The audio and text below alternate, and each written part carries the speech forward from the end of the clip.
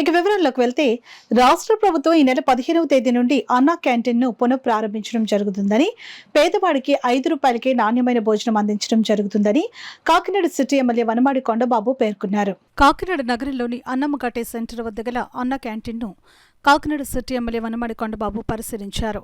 అన్నా క్యాంటీన్లోని మౌలిక సదుపాయాల ఏర్పాటుపై ఇంజనీరింగ్ అధికారులను అడిగి తెలుసుకున్నారు. అన్నా క్యాంటీన్కు వచ్చే పేదవాడికి ఎటువంటి ఇబ్బందులు కలగకుండా చూడాలని అధికారులను ఆయన కోరారు. ఈ సందర్భంగా ఎమ్మెల్యే వనమాడి కొండబాబు మాట్లాడుతూ, కాకినాడ నగరంలో Annammaghati, Santha Cheruvu, Vivekananda park, dairy farm centre, boat club ప్రాంతాల్లో అన్నా క్యాంటీన్లను తిరిగి పునఃప్రారంభించడం జరుగుతుందని ఎమ్మెల్యే చెప్పారు. గత వైకాపా ప్రభుత్వం అన్నా క్యాంటీన్లను రద్దు చేయడం వల్ల పేద ప్రజలకు భోజనం లేక అనేక ఇబ్బందులు పడ్డారని అన్నారు. కూటమి ప్రభుత్వంలో ప్రజలకు సంక్షేమ పాలన అందించడం జరుగుతుందని అన్నారు. ఎమ్మెల్యే వెంట టీడీపీ నగర అధ్యక్షులు మల్లిపూడి వీరు, నాయకులు తుమ్మల రమేష్, గెడ్డం పూర్ణ, పాలిక నాని, పాలిక సాయి సూర్య, జనసేన నాయకులు, కార్పొరేషన్ ఏఈ నాగేశ్వరరావు తదితరులు ఉన్నారు. ఎంతోమంది సంతోషంగా ఆనందంగా భోజనం చేసేవారు.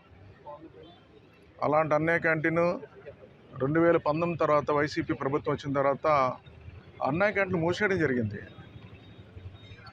మూసేసిన తర్వాత కాకినాడ ప్రజలకి ఏదో రాష్ట్రంలో అన్ని చోట్ల ఓపెన్ చేసినప్పుడు ప్రజలందరూ కూడా రోడ్లపైకి వచ్చారు. రూ. 5కి అన్నం పెట్టేవారు, మేము ఇక్కడ తినేవాళ్ళం, ఈరోజు లేక చాలా ఇబ్బంది పడుతున్నాం, అన్నా క్యాంటీన్ ఓపెన్ చేయమని చెప్పేసి రిక్వెస్ట్ చేశారు. అయినా సరే ప్రభుత్వం పట్టించుకోలేదు. వైసీపీ ప్రభుత్వం, జగన్మోహన్ రెడ్డి ప్రభుత్వం. ఆ రోజు మేము కూడా చెప్పాం ప్రజల తరఫున, సో అన్నా క్యాంటీన్ పెడితే మీకు పేరు నచ్చలేదేమో, పేరు మార్చుకోండి, జగన్మోహన్ రెడ్డి గారు మీ పేరుని పెట్టుకొని పోని, మీ పేరు కాపన్న వైఎస్ రాజశేఖర రెడ్డి గారి పేరు పెట్టుకోండి, పేదవాడు ఆకలి తీర్చమని కూడా రిక్వెస్ట్ చేసామండి, బతిమాలేమండి. అయినా సరే ఓపెన్ చేయకుండా అన్నా క్యాంటీన్ మూసేయడం జరిగింది. మీకు అందరికీ తెలిసి అన్నా క్యాంటీన్ మూసేసండి. ఇప్పుడు మన జానపర అన్నమ్మఘాటి సెంటర్లో ఉన్నాం, ఇక్కడ పెట్టాం. దీన్ని సిమెంట్ వేసుకుని సిమెంట్ గొడవ కింద వాడుకుని వ్యాపారం చేసుకున్నారండి.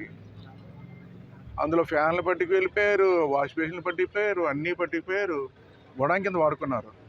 అదేవిధంగా కొన్ని చోట్ల అయితే నైట్ టైం బార్ కింద వాడుకునేవారండి. బార్ కింద మందు తాగుతూ అక్కడ అసంఖ్య కార్యక్రమాలు చేస్తూ ఇవన్నీ చేస్తుంటే దాన్ని కూడా అడ్డుకున్నాం ఆ రోజున.